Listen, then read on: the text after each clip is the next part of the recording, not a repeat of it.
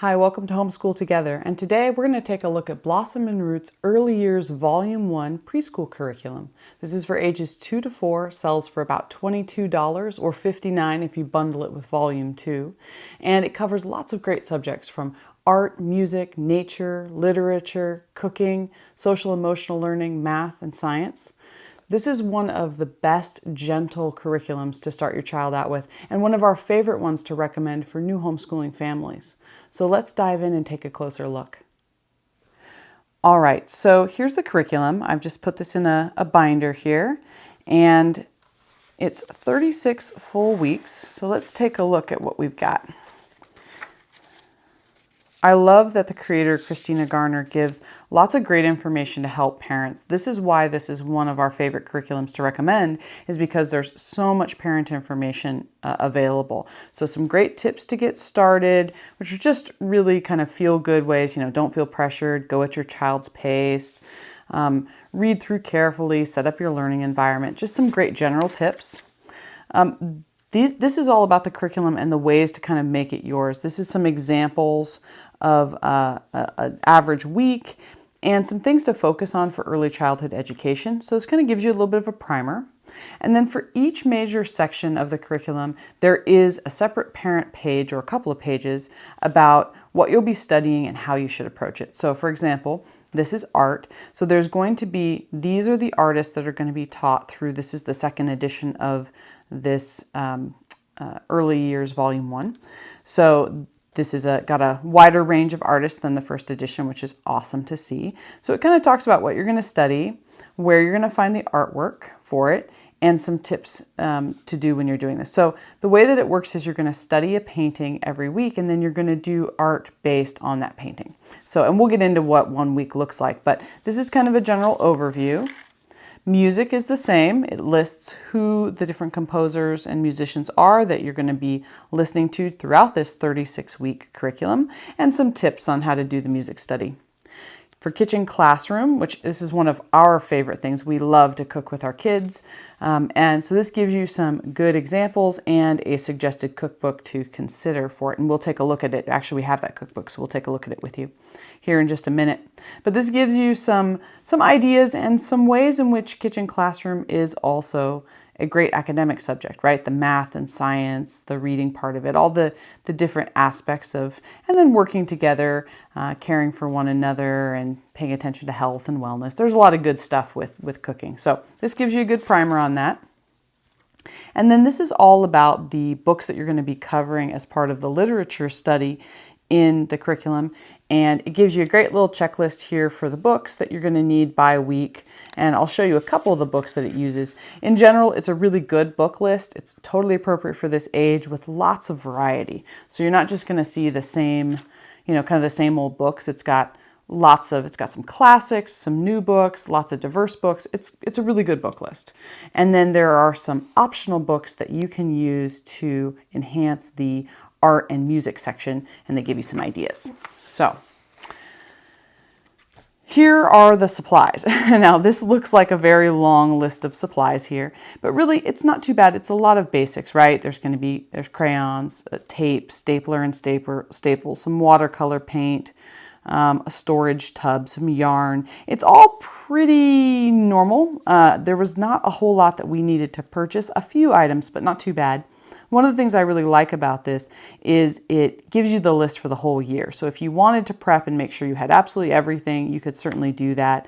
And it gives you a good idea in what you're in for. Not too bad. And so let's go through a sample week. And one of the things I want to show is just how gentle this curriculum is. If you've seen other preschool curriculums, if you like something really structured, you might want to consider like a playing preschool, which is a great option if you really want to be told exactly what to do and you have a plan for all 5 days of the week and it's very busy. And I know there was a time when we loved that. One of our children loved that. And this one was loved by our older daughter who really liked the more gentle approach. So we'll kind of go through this with you and show you just how flexible and easy this is. So for week 1, there's a nature study. So this is a walk for the 5 senses. You're going to take a walk together near where you live, and you're going to Talk to your child about the things that you're noticing using all your senses. Ask them questions about what they're seeing and try to use some seasonal words like I feel a cool autumn breeze or I hear the birds singing summer songs, so you can kind of talk about that. And then when you return home, ask your child if they want to make a picture of anything they saw on their walk and let them color whatever they like. Provide assistance if they need, and they can share what they drew. And there's a little note, don't forget to play outside every day, which is kind of a good reminder to us because we sometimes forget to get outside. So that's a good note. So this is for the whole week. This is what you do for nature study. You can do it whatever day you want, take as much time as you want. One of the things that this creator loves to say is don't be afraid to go in rabbit trails. And so if your nature walk means you're going to go on a hike together and have a picnic, then do that if that's what's something that your family would really enjoy. So that's the kind of example of a whole week of what you would do for the nature study. For the math and science, this is I remember our daughter loved this. It was the Feed the Monster game. So you draw a silly monster face on a piece of cardstock, or we used cardboard, I think. Cut out an opening for the mouth, place it on top of a bowl, and give your child a cup of cereal, pebbles, dried beans, whatever small item, and ask them to feed the monster. And ask, as they feed the monster one piece of food, ask them to count with you. So I remember that our daughter loved this when she was little. So just a great, simple counting. And then this is a cool idea of engagement. So it talks about for the first year, scientific emphasis will be on observation and curiosity during your days together. So your nature walks and kitchen classroom and things, it's all about providing rich opportunities to observe, wonder, and ask. And so get into the habit of starting to wonder out loud, like, oh, I wonder where that bird's going, or I wonder which pine cone's bigger, and pick up on your child's cues. So if they see or hear something while you're together and they pause, you could ask, oh, did you hear the bird singing? So I like this. This is something that we used to try to get into the habit of, wondering out loud about something, to get our children to feel comfortable, wondering as well. And maybe we can find the answers together. So that's your math and science. And then for the arts, this is the picture study. So you're going to do the Yellow House by Vincent van Gogh. So you don't give away the name of the artwork at first. You just tell your child you're going to share a work of art with them each week. And there are going to be all paintings by the same artist, Vincent van Gogh. So then you show your child the painting often during the week and casually remind them who painted it and ask them what colors they notice, what they think the people are doing. And, kind of you're asking some, curiosity type questions about it. And then after you've been doing this study and kind of bringing this up, you're going to explore artistic expression by doing a free painting with the same colors that were used in the picture study this week. So provide your child with paper, paintbrushes, and yellow and blue paint and let them paint whatever they want without any prompts or parameters. If you can, paint outside and let them paint as long or as short as they want to. And if they want to tell you about their painting, then you can write the words for them, which is great. So just a free, open, artistic expression, which it was nice to have a little bit of guidance. Like, okay, we do this, and then, we can do a free paint that's in the same colors. And then if you want to, you can set up a dramatic play area. So somewhere in your homeschool area, we had like a little bin full of costumes and things. And you can provide them with, it says scarves, hats, old glasses, dress-up items.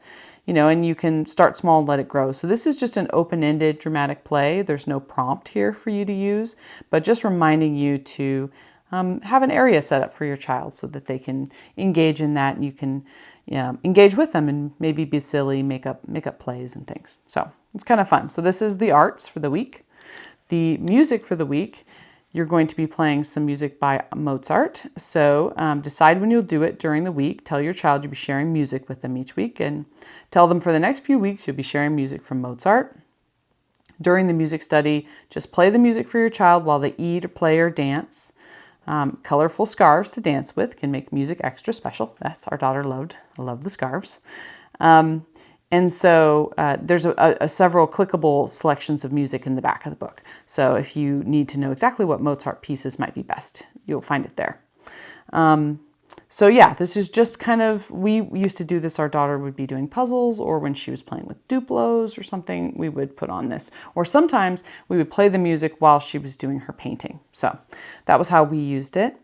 And then this is a social emotional part of the curriculum. It's kindness and connectivity, which is pretty cool. So is celebrate the beginning of homeschool year with finger play. So you're kind of doing a little like song with them, and it gives you what to say and what to do with your hands and the gestures to make and things. And then, ends with a hug. So it's great. This is just about just a time to be calm and connect with your child. And our daughter always loved the little exercises that we would do for the kindness and connectivity. And then there's a read together. So this week it's to read The Little Blue Truck or The Old Truck. They give you some ideas. And they talk about, during read together time, you'll want to snuggle up close, turn off all the distractions, really savor the experience of sharing stories. And then after you read together, you could ask some questions. There's some really easy comprehension questions like, for the little blue truck, which truck do you think has better manners? And what does the little blue truck do when the dump truck gets stuck? So you could ask some really simple questions. And then this is an idea for you to make a truck and mud sensory tub. So you could fill a plastic storage tub with about an inch of sand or dirt, put some small amount of water in it, make a little muddy puddle, and then provide them some toys to play with. So this is something we would do outside. They can give them a small pitcher of water for pouring and scooping and invite them to play freely. So, that's optional, but if you want to do that, I know our kids always enjoyed that when the weather was nice. And then in kitchen classroom, you need to pick a recipe that you're going to do. And it doesn't tell you what to cook. It just gives you a couple of cookbook recommendations and you write it down. Apparently this week we did salad and pizza. That's what our family wanted to do. So you pick your own recipe, and it doesn't give you any more direction than that, but it's a great reminder to do it, and just, keeps it in front of mind. It also gives you a few tips on providing a literacy-rich environment, making a cozy reading nook, make sure, books are where your child can access them, go to the library regularly, a couple of good tips. So, and that's all of week 1. So that's it. So this is really nice. What I like about this is there's not a ton to do, and it's not super structured. It's got enough information to, give you a good starting place of some fun activities to do together during the week, but it certainly is not overscheduled. And as with everything, this is as flexible as you want it to be. You can do all the things, not do all the things. I remember with our second daughter, we tried to use this, and she was absolutely not into classical music. She wanted us to play 80s pop or nothing. And so that's what we did. So our music study ended up being about 80s artists, and that it was a whole different thing. So I like that, you can have the freedom to feel like, do what you want to do with it. So that all the weeks are the same. It's going to go all the way to the end to week 36. There's a couple of extra information pieces here for parents. And then if you have this in PDF, this is all the clickable links to the different pieces of music and things that you'll encounter. So that's it in a nutshell. Now let's take a look at a couple of the books so you can just see the type of literature that's invoked with Blossom and Root. So the first one we can take a look at is The Little Blue Truck. So this is a great board book, really good artwork, and it's what I would call a modern classic. And I think that's the thing that Blossom and Root really excels with. They have modern classics like this one. I don't know when this was published. Does it say? Let me see. I don't see. Well, I guess maybe board books don't have the publisher. Oh, here it is. Yeah, 2008. Okay, so not too old, a modern classic, really fun, and our daughter always loved books like this. And then, that might be the first week, but then the next week you'll have something like this, Blueberries for Sal, which this was popular even when I was a kid. Let me see if it's got the date on this one here. Oh, I wonder if it's going to have it. How old this is. All right, I am unsure, but this is pretty darn old. And this is a classic as well. Great pictures and great story about picking blueberries. And yeah, this is a great book too. So I really love how they mix the modern books and the classics. I think it's a great mix. If it were all classics, I think you might miss out on some great newer books, and if it was all new books, then you'd miss out on this. And this is a Caldecott, honor book, so this is a classic as well. So I like the mix that they have. There's a bunch of different diverse books and things. Unfortunately, these are the only two we have left in our house because we've grown out of this stage of books, but those are a couple that we did keep. So this is one of the cookbooks that's recommended. This is my first cookbook from America's Test Kitchen. This is a terrific first cookbook. I would say this isn't just for preschool, this is great for even older kids. I know that our 5-year-old and 8-year-old still use this book. So it's really terrific. So the book starts, it's got some just great intro information about how to use the book. So this is the star rating of the recipes, depending on how difficult they are. A great little primer about what's required. So if you want a no knives or heat required type of recipe, you can go down here. Or if you're okay with using the microwave, so you can dial in what kind of recipe you want to do. Gives them good information about just some basics of kitchen language, zesting, toasting, boiling, that kind of thing. All about some equipment, get them familiar with it. And then some just helpful prep things. This is about, how to crack eggs and, zest and juice fruit, that kind of thing. How to measure ingredients, a little bit about foil, parchment paper, baking cakes. So some just really simple stuff. And then it goes into it. So we have after school snacks, and there's lots of really great stuff here. Just really easy. Great explanations on how to do all of the steps. Our kids always just really enjoyed this book. The recipes always turned out really good. One of the things that I love about America's Test Kitchen is when you are first cooking, if you make a recipe and it doesn't turn out right, you can become very discouraged because you think, oh, I don't know, did I do something wrong? And you automatically blame yourself for it. Oftentimes the recipe itself just isn't very good. We had a princess cookbook that our girls loved. They loved the art of this Disney princess cookbook, and the recipes in it were frankly terrible. And so we tried to make things, and it was just very discouraging to them because they just, they looked so good and they didn't understand why it didn't turn out. So with America's Test Kitchen, if it doesn't turn out, it is you. So it's not the recipe, it's absolutely you because they've tested these recipes repeatedly. That's kind of their claim to fame, is that the recipes are incredibly well tested, and this book is no exception. They're all terrific. So highly recommend this book for the kitchen classroom portion. I think it's perfect for this age. I would definitely grab this one over any other. So that in a nutshell is Blossom and Root's Early Years Vol.1 curriculum for preschool. I hope that this was helpful for you. I really feel for $22, you can't go wrong with this. This is such a great, gentle introduction to preschool.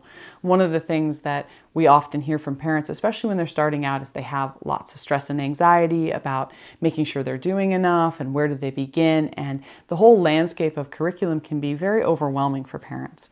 This is perfect, in my opinion, for anyone who feels that way because it's just a really easy ramp up into it. If you want to make it more difficult, you want to add more into it, more stuff going on, more games and things, go for it.